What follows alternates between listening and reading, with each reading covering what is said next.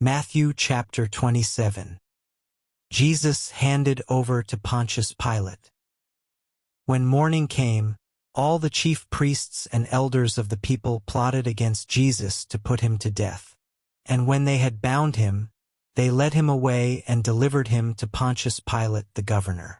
Then Judas, his betrayer, seeing that he had been condemned, was remorseful and brought back the 30 pieces of silver to the chief priests and elders, saying, "I have sinned by betraying innocent blood." And they said, "What is that to us? You see to it." Then he threw down the pieces of silver in the temple and departed, and went and hanged himself. But the chief priests took the silver pieces and said, "It is not lawful to put them into the treasury, because they are the price of blood." And they consulted together and bought with them the potter's field, to bury strangers in. Therefore that field has been called the field of blood to this day.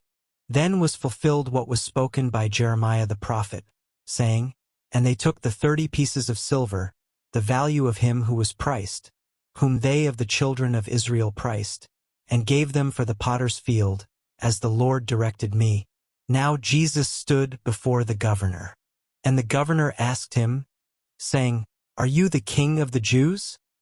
Jesus said to him, "It is as you say." And while he was being accused by the chief priests and elders, he answered nothing. Then Pilate said to him, "Do you not hear how many things they testify against you?" But he answered him not one word, so that the governor marveled greatly. Now at the feast the governor was accustomed to releasing to the multitude one prisoner whom they wished. And at that time they had a notorious prisoner called Barabbas. Therefore, when they had gathered together, Pilate said to them, "Whom do you want me to release to you, Barabbas, or Jesus who is called Christ?" For he knew that they had handed him over because of envy. While he was sitting on the judgment seat, his wife sent to him, saying, "Have nothing to do with that just man, for I have suffered many things today in a dream because of him." But the chief priests and elders persuaded the multitudes that they should ask for Barabbas and destroy Jesus. The governor answered and said to them, "Which of the two do you want me to release to you?" They said, "Barabbas." Pilate said to them, "What then shall I do with Jesus who is called Christ?" They all said to him, "Let him be crucified." Then the governor said, "Why, what evil has he done?" But they cried out all the more, saying, "Let him be crucified." When Pilate saw that he could not prevail at all, but rather that a tumult was rising, he took water and washed his hands before the multitude, saying, "I am innocent of the blood of this just person. You see to it."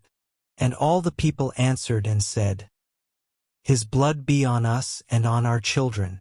Then he released Barabbas to them, and when he had scourged Jesus, he delivered him to be crucified. Then the soldiers of the governor took Jesus into the praetorium and gathered the whole garrison around him. And they stripped him and put a scarlet robe on him. When they had twisted a crown of thorns, they put it on his head, and a reed in his right hand. And they bowed the knee before him and mocked him, saying, "Hail, King of the Jews!" Then they spat on him, and took the reed and struck him on the head. And when they had mocked him, they took the robe off him, put his own clothes on him, and led him away to be crucified. Now as they came out, they found a man of Cyrene, Simon by name. Him they compelled to bear his cross. And when they had come to a place called Golgotha, that is to say, place of a skull, they gave him sour wine mingled with gall to drink. But when he had tasted it, he would not drink. Then they crucified him and divided his garments, casting lots, that it might be fulfilled which was spoken by the prophet. They divided my garments among them, and for my clothing they cast lots. Sitting down, they kept watch over him there. And they put up over his head the accusation written against him. Then 2 robbers were crucified with him, one on the right and another on the left. And those who passed by blasphemed him, wagging their heads and saying, You who destroy the temple and build it in 3 days, save yourself. If you are the Son of God, come down from the cross." Likewise the chief priests also, mocking with the scribes and elders, said, "He saved others.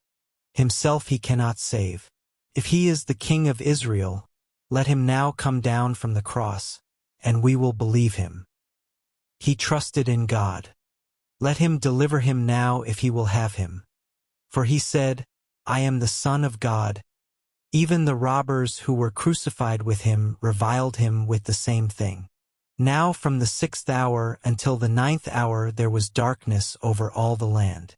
And about the 9th hour Jesus cried out with a loud voice, saying, "Eli, Eli, lama sabachthani?" That is, my God, why have you forsaken me?" Some of those who stood there, when they heard that, said, "This man is calling for Elijah." Immediately one of them ran and took a sponge, filled it with sour wine and put it on a reed, and offered it to him to drink. The rest said, "Let him alone. Let us see if Elijah will come to save him." And Jesus cried out again with a loud voice, and yielded up his spirit.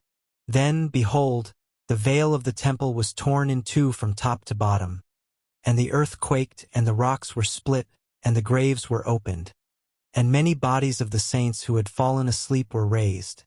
And coming out of the graves after his resurrection, they went into the holy city and appeared to many. So when the centurion and those with him, who were guarding Jesus, saw the earthquake and the things that had happened, they feared greatly, saying, "Truly this was the Son of God." And many women who followed Jesus from Galilee, ministering to him, were there looking on from afar, among whom were Mary Magdalene, Mary the mother of James and Joses, and the mother of Zebedee's sons. Now when evening had come, there came a rich man from Arimathea, named Joseph, who himself had also become a disciple of Jesus.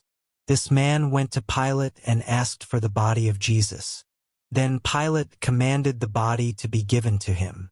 When Joseph had taken the body, he wrapped it in a clean linen cloth, and laid it in his new tomb which he had hewn out of the rock. And he rolled a large stone against the door of the tomb and departed. And Mary Magdalene was there, and the other Mary sitting opposite the tomb. On the next day, which followed the day of preparation, the chief priests and Pharisees gathered together to Pilate, saying, "Sir, we remember, while he was still alive, how that deceiver said, 'After 3 days I will rise.'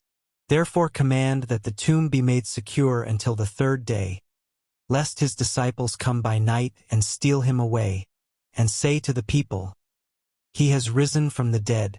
So the last deception will be worse than the first." Pilate said to them, "You have a guard. Go your way, make it as secure as you know how." So they went and made the tomb secure, sealing the stone and setting the guard. Amen.